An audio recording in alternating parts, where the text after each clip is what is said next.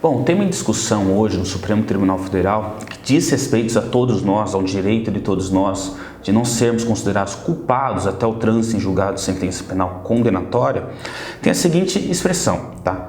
A Constituição de 88, ela trouxe a seguinte, no artigo 5º, inciso 57, a seguinte frase: ninguém será considerado culpado até o trânsito em julgado de sentença penal condenatória.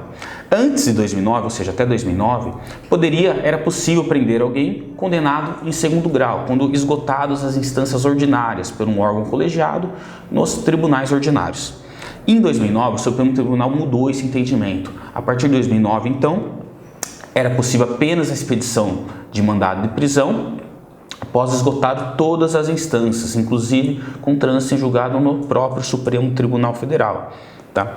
Em 2011 surge uma lei federal, uma lei, o artigo 283 do Código de Processo Penal, que ele foi mais claro, ele não foi ambíguo, ele não falou ninguém será considerado culpado, não, ele falou ninguém será preso antes se não por sentença penal condenatória, transitada em julgado. É um artigo que não cabe discussão semântica, não cabe discussão, por quê? Porque ele espelha a Constituição, ele espelha o entendimento do Supremo Tribunal firmado a partir de 2009.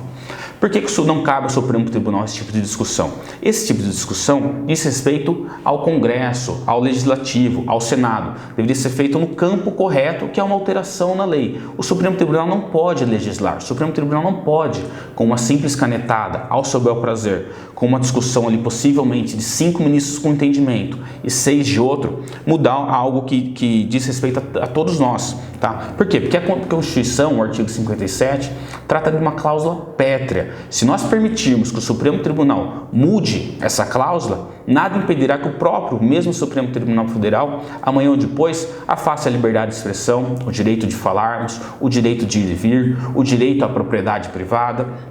Não verá como nós impedirmos esse tipo de decisão, porque será um poder quase que absoluto. Tá? Um argumento muito utilizado pelos ministros que são a favor da prisão em segunda instância são de pessoas perigosas que cometeram crimes graves e passaram anos nas ruas. Né? Muito citado o jornalista que matou a sua namorada e foi preso tão somente após 10 anos de cometer esse crime gravíssimo. Bom, primeiramente, se essa pessoa permaneceu por 10 anos soltas, é porque risco nenhum ela colocava à sociedade. Porque se risco ela colocasse de delinquir novamente ou de não aplicação da lei penal, poderia a qualquer momento ser aplicada uma prisão temporária, uma prisão preventiva, que nem prazo tem. E aí sim, se perigosa fosse, ela poderia ficar presa cautelarmente, sem nenhum tipo de impedimento. Então, se essas pessoas que são réus confessos, cometeram crimes graves, permanecerem em liberdade por tanto tempo, é porque risco nenhum colocava a ordem pública. Tá? Então, de fato, nós temos crimes graves e pessoas que permanecem presas durante muito tempo. Mas, do outro lado, nós também temos pessoas inocentes, condenadas em primeira instância, condenadas em segunda instância, que depois conseguem reverter essa sentença condenatória em absolutória nos tribunais superiores. E a pergunta que eu faço é: se uma pessoa que permaneceu presa, esgotadas as instâncias recursais, presa após segunda instância, depois ela é absolvida em algum tribunal superior, quem devolve o tempo de vida dessas pessoas? Como nós iremos restabelecer a liberdade perdida? É impossível. E o nosso sistema de justiça, sendo franco, para ser considerado ruim, ele tem que melhorar muito. Tá? Se nós podemos até falar, mas 4 instâncias, o mundo inteiro não tem 4 instâncias recursais praticamente. Pois bem, nós podemos adotar sim a prisão após a condenação em segunda instância, não tem problema. Mas vamos importar também a proibição de condenar pessoas com base apenas em depoimento de policiais, condenação com base apenas em elementos do inquérito, porque prova não há. Vamos parar de dar tanto poder ao juiz investigatório. O juiz não pode investigar, o juiz tem que apenas julgar. A investigação cabe à polícia, cabe ao Ministério Público.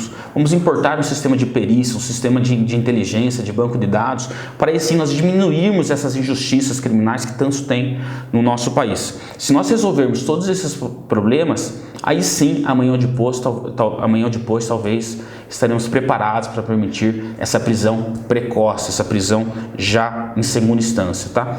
E o último argumento, a meu entender, é que não cabe ao Supremo Tribunal interpretar qualquer voz vindas da rua, qualquer anseio popular, tá? Isso cabe a quem foi eleito pelo povo, os senadores, o presidente, os congressistas. Cabe ao Supremo Tribunal interpretar apenas uma única voz, aquela que vem da Constituição Federal. E a Constituição Federal é clara, ninguém será considerado culpado até a sentença condenatória transitada em julgado. Isso não tem como ser discutido. E o Código de Processo Penal mais claro ainda: ninguém será preso.